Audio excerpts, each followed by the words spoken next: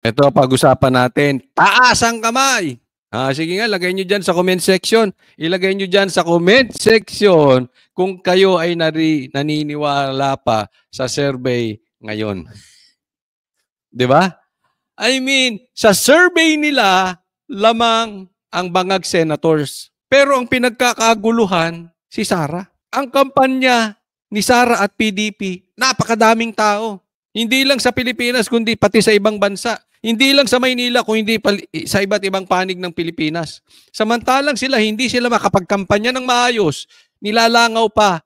At yung vibes sa loob, tahimik. Doon, sa vibes ng kampanya ng mga Duterte, matindi. Talagang sila, talagang sumusuporta, naiiyak, sumisigaw, naghihiyawan, lahat na po. Labas ang pawis, lahat ang suporta. Tapos may trust rating, lamang si Marcos kay Sara. Pakinggan natin, pambihira. Bumaba ang trust rating pero karamihan pa rin daw sa mga Pilipino nagtitiwala kay Pangulong Bongbong. Bumaba ang trust rating pero karamihan naniniwala pa rin kay Marcos. Anong sa tingin ko dyan? Spin nila yan. Pakonsuelo de Bobo sa Kastila. Kastila ba yun? Parang, sige, pagbigyan natin, kunwari, bumaba tayo. Pero, in totality, labang pa rin tayo. Mamaya, ipapakita ko sa inyo na itong, in my opinion, itong survey na ito is fake. I'll give you a concrete evidence. Kaya, wala akong tiwala dito. Binigyan lang, kunwari, bumaba si Bongbong Marcos sa survey, tapos konti tumaas si BP Sara para hindi pagdudahan, and yet, lamang pa rin si Bongbong Marcos. Ganito po, kaluko-luko itong mga ito. Bongbong Marcos, ayon yan sa pinakahuling Okta Research Survey. At sabi ng Pangulo, patunayan na nararamdaman ng mga tao ang mga ginagawa ng gobyerno. Base sa Okta Survey, 60% ang trust rating ng... Tingnan mo April 2 to 5, ngayon nilabas. Ngayong panahon. Bakit? Kasi may lumabas na survey na legit, bagsak si Marcos. Sa katunayan, hindi pwedeng hindi totoo yun. Totoo po yun. Alam nyo kung bakit? Galing mismo sa bibig ni Marcos, totoo yun. Kasi siya mismo nagkomentaryo patungkol doon. Pati yung kanyang aso na si Claire, nagkomentaryo patungkol doon. Diba? Anong sabi nila? Dahil ito ay patungkol sa paninira sa kanila dahil pinipake news sila. Pero hindi raw totoo yung mga binibintang sa kanila. So, kaya ganun kababa yung survey na yon dahil sa fake news. Sa madaling salita. So, ibig sabihin naniniwala sila doon. Kaya meron silang counter-attack. Ito yung counter-attack nila. Lamang pa rin si Marcos kay Sara. Kasi doon, tinambakan talaga ng sobra-sobra ni BP Sara, ito si Marcos. So, ako, mas naniniwala ako doon dahil yan po ang nangyayari. Yan po yung nakikita natin sa kalsada. Yan po yung nakikita natin sa balita. And at the same time, sila mismo, si Claire at si Marcos, nagkomentaryo patungkol doon. Pangulo nitong Abril, mas mababa sa 65% noong Nobyembre.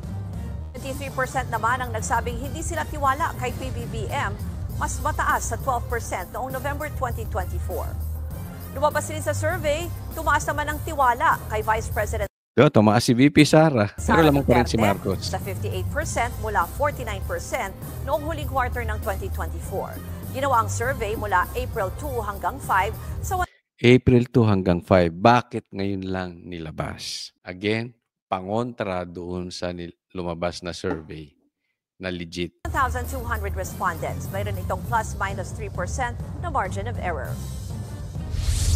Well, it just validates that what we are doing. Anong ginawa nyo? Anong proyekto nyo? Anong tulay na gawa ninyo?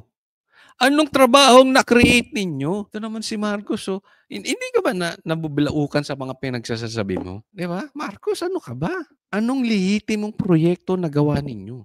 Wala ngang ina-announce yung taaso mo Kung hindi banata ng Duterte. Anong binabalita ng PCO mo? That people are now beginning to understand what we have been trying to do for the last 2.5 almost. Anong trying to do? What are you trying to do for the last 2.5 years to 3 years is to attack and eliminate Duterte in the picture, in the politics, in the Philippine politics yan. Wala kayo. 3 years. So it continues to inspire me because it shows that we're making progress. At mabuti naman at nakikita ng taong bayan kung ano yung ginagawa natin at paano makakatulong ito sa pampaganda sa kanilang mga buhay. Ay, nako. Ngayon, papatinayan ko sa inyo. Okay? Bakit fake news ito? Bakit sa tingin ko, in my opinion, Claire, fake survey ito. Tingnan nyo po, observe nyo po ha. Ito po ay lilabas na survey. Bago po ito top performing branch of government. Ito nilabas mismo sa Facebook page ng House of Representatives. So galing po ito sa kanila. Ang pinaka-top branch ay House of Representatives ni Tamba. Sumunod ang COMELEC, sumunod ang Office of the President, sumunod ang Supreme Court, sumunod ang Senate, kulelat ang Office of the Vice President. Natutuwa sila kay Tamba. Sa totoo lang, hindi nga tumataas sa survey, ito si Tamba. Ayaw nga ng taong bayan dito kay Tamba. And yet, tumataas ang tiwala sa House of Representatives. Sasabihin nyo, Coach Oli, iba naman yun. Buong opisina yun. Hindi lang this is about Tamba. But still, ang tiwala ng taong bayan kay Tamba at saka sa House, napakataas. Number 1. Diba? Even above the Senate, even above the Office of the Vice President. Kalukuhan yan. At ito, bago po itong survey na ito. Ito ay kalalabas lang. Titingnan natin ha. Basta ito ay kalalabas lang. So, questionable yung April 2 to 5 na nilabas nung kaninang pinakita kong survey. Tapos ito bago. So ito, optics po ito. Ha? Ito ang spin na ginagawa ng gobyerno ngayon na leaning towards doon nga sa election. Pinapakita nila na maraming klaseng survey. Doon sa survey nyo, bagsak ako, lamang si Sara. Pero dito sa survey ng lamang ako kay Sara. Dito, lamang ang Office of the President sa Office of the Vice President. Diba? Ang nagkamali sila dito, nilagay nila sa top ang House of Representatives. Which I really don't believe. And I'm sure more than half of Filipinos will not agree to this survey. Ito ay lantarang kalokohan. At sabay po silang lumabas nung survey na kung saan bumaba konti si Marcos at tumaas konti si Sara, pero lamang pa rin si President Marcos kay Sara. Sabay dito. Again, optics. Yan ang gusto nilang palabasin sa taong bayan. Kaya mag-iingat po tayo mga kababayan ko. This is very, very important. We are entering the last 5 minutes of the election. Palapit na po. Importante, ulitin ko, hindi po natin lang iboto ang Duterte. Importante na wag na natin hayaan na may isumingit pa. Kaya ako I will not agree na voting for Amy Marcos. No? Kasi posibleng may malaglag pang Duterte. At the same time, kailangan nating tambakan. Yan lang ang panlaban natin sa daya. May mga sinasabi nga na even si PRRD ay dinaya nung panahong siya'y naging presidente, kaya lang masyadong malaki ang lamang. No? Kaya kailangan po ganyan po ang gawin natin. Tambakan natin. Huwag lang po natin silang iboto. Magsama-sama po tayo, ikampanya po natin ang Duterte. We make sure Duterte po. Importante, that is very important. Hindi po 9, hindi po 8, hindi po 7, kung hindi yung 10 mismo. Kaya kalokohan na itong mga survey na ito. Ito ay piniprepare lang. Mind conditioning kung sakali magkaroon ng pandaraya. Ako, hamon ko lang. Si VP Sara nag-iikot. At may napapanood akong siya'y pinagkakaguluhan. Sana mag-ikot din to si Marcos. To back up this survey. Pakita ninyo yung crowd. Pakita nyo yung top shot kung marami nag-a-attend ng rally ninyo. Mag-ikot si Marcos, wag lang sa mga Ilocano. Mag-ikot siya sa ibang lugar. Wag lang sa norte. Wag lang dyan sa Solids North. Mag-ikot siya gaya ni VP Sara. Back upan nyo na mataas ang tiwala ng taong bayan sa inyo, kung kayo pinagkakaguluhan. Subukan mo, mag-ikot ka, isama mo si Tamba, representing the House of Representatives, kung pinagkakaguluhan. Sasabihin ko sa inyo, hindi nyo kaya yung hamon namin. Bakit? Hindi kayo pagkakaguluhan ni VP Sara. That's why, in my opinion, kalokohan talaga itong mga survey na ito. Ito po ay lantarang pagsisinungaling. Hindi po ako naniniwala dito. Balikan po natin yung sinasabi natin kanina. Una, huwag naman sana nating hayaan.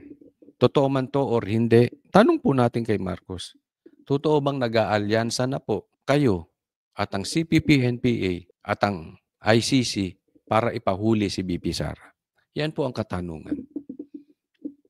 Pangalawa, IME. Ito in my opinion, or maybe the opinion ng mga Duterte, mga Duterte supporters na hindi naging IME-natics ever at hindi nabudol. What you are doing is good, pero kailangan may action yan. Hindi porket, kasi may nagsasabi na iinsulto raw si IME, kinakain na niya yung pride niya, para lang talagang masuportahan ang pinaglalaban ng taong bayan. Even to the point na sinabihan siya ni BP Sara na magpalit na ng apelyido at sinakripisyo niya yung kanyang pangalan at tatawa-tawa na lang siya. Ako po hindi ako naniniwala doon. That is sacrifice on the part of IME. You know how I see it? I see it as a promotion coming from BP Sara. Ganun po mag-promote ang Duterte. Tatandaan po natin. Paano pre-promote ni PRRD si Ipe? Di ba?